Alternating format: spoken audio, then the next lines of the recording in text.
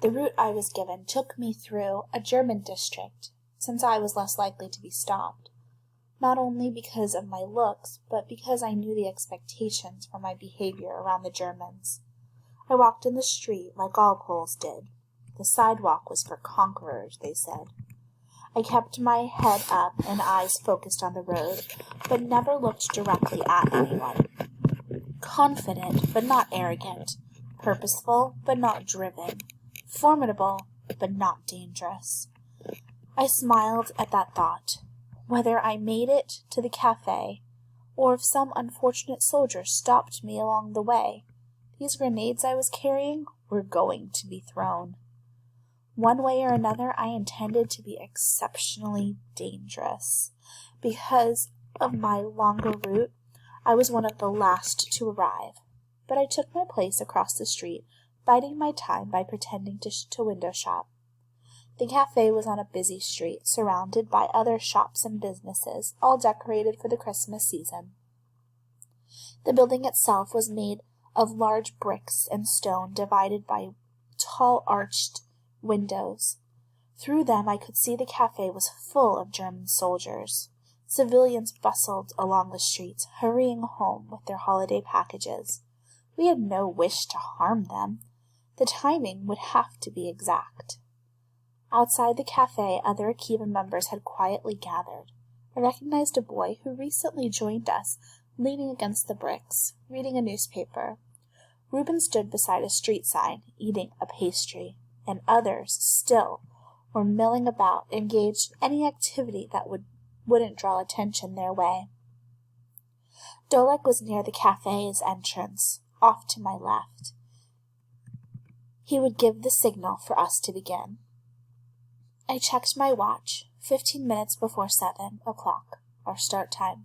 I lowered my wrist, but immediately felt desperate to check it again, eager to see the minutes tick away. But I couldn't do that. I couldn't look as anxious as I felt. Staring in the window across the street, I returned to watch the reflection of the cafe behind me. Inside, soldiers were clinking together mugs of Pilsner, perhaps laughing about how easily we had become a conquered people. I thought again of the grenades I carried, itching to throw them. I'd also been mentally counting down the time. 5 minutes must have passed by now, then 10. When I was sure it had been 15 minutes, I stole a quick glance at Dolek, who just politely stepped aside to allow other soldiers to enter. He wouldn't abandon our plans. Perhaps my counting was off. Even a year ago, I could never have imagined being here, ready to attack, eager to attack. Shooting that soldier in the train yard 2 months ago had deeply affected me. For long nights afterward, I'd lain awake in bed in a cold sweat replaying that moment. Finally, I came to understand that even one less Nazi in Krakow might save the lives of hundreds of Jews.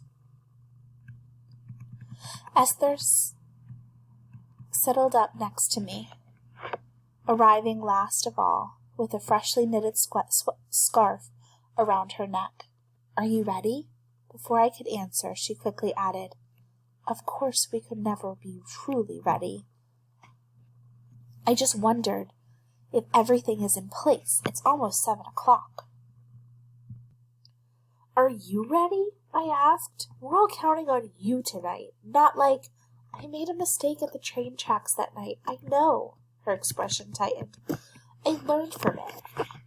I won't make that mistake again." I sincerely hoped that was true. The success of this operation balanced on a paper-thin edge.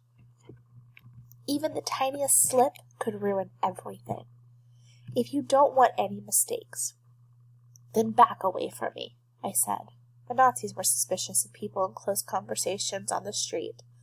It was not uncommon for them to be stopped and questioned separately about what they were talking about. If their two stories didn't match exactly, it could be grounds for their arrest. Only a minute later, the church bells of Krakow rang out. My heart pounded harder with each toll. 7 bells. 7 o'clock. Still near the cafe door, Dolek struck first.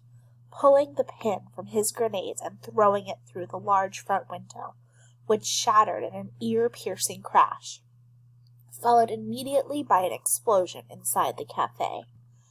Violent shouts of alarm and panic immediately rang from everywhere around me. Shoppers rushing into the streets, screaming, passerbys running in any direction they could away from the cafe. Cars on the street slamming their brakes. Inside the cafe, all I could see was chaos. Through the thick smoke pouring out of the broken windows, furious soldiers began to emerge, many with obvious cuts on their faces or uniforms. They became the target of my first grenade. My second splintered apart on the front door. My third went inside the cafe and exploded with enough force to blow some of the bricks off of the building. Sirens began shrieking towards us, and the bitter smell of dust and smoke and blood irritated my senses. From the corner of my eye, I saw Esther throw her grenades too, though with all the commotion I wasn't sure where they landed. My ears picked up orders being shouted in German. We needed to go. Now. Esther pointed down the street to where Dolek was signaling with hand gestures. We're supposed to run. Get somewhere safe, I shouted to her, already hurrying away. Nazis who had survived the attack were scaling the rubble, their rifles in hands. When they began firing, I saw bodies in civilian clothes fall, but through the smoke I couldn't tell if any of them were ours. Run! Everyone who could get to the Akiva bunker was supposed to meet there. I tried to get there too, but soldiers were emerging on every street like angry hornets from the hive. Military vehicles were with searchlights and sirens roamed every street, forcing me into the alleys, and orders were being shouted through the loudspeakers that everyone not indoors would be arrested or shot on sight. My senses seemed to be on high alert, as if I saw every moment, every movement, even the flutter of a lingering autumn leaf in the wind, heard every whisper from apartments above, wondering who I was, why I was running. Beneath my feet, I almost had a feel for which way to turn, and which direction would lead me to the Nazis now swarming the city. It was only a couple of blocks from the safe house where our cell had stored our supplies over the last 2 months. I'd go there for the night and then make my way to the Akiva bunker as soon as everything calmed down. As soon as I calmed down, maybe in another few days. My safe house was on the second floor of a small apartment building. I slid inside it through the alley entrance, barely escaping the notice of a squadron of soldiers who were running through the streets, weapons drawn. I was the first to enter, but didn't lock the doors, certain that by the end of the night others would join me. I stayed awake until dawn, peering out curtains, listening for their faint cries for help, pacing the floor and wondering if everyone else had made it to Dolek's bunker. Were they there now, reviewing what we'd done, celebrating our victory? Did anybody wonder where I was? Or panic seeped through my entire body. Was there no one left to wonder about me? Maybe not. No one came that night, nor the next night, nor the one after that. I snuck out the following day to try and enter our bunker, but the entire building was surrounded by Gestapo officers. Something terrible must have happened in the aftermath of the attack. I caught my breath in my throat and hurried back toward my safe house. Several streets away, if the Nazis had breached the bunker, then they knew about Akiva. We were always careful to keep personal information about ourselves out of the bunker, but traces of every single one of us were there. I tried to think of what I might have left behind. A change of clothes, one of the bags I used for smuggling, full of my grandmother's shawls. What else? I slammed the safe house door behind me and locked it, then leaned against it, trying not to be sick. Had I left anything behind that could lead back to me or my parents? No matter how hard I tried to think, I just wasn't sure.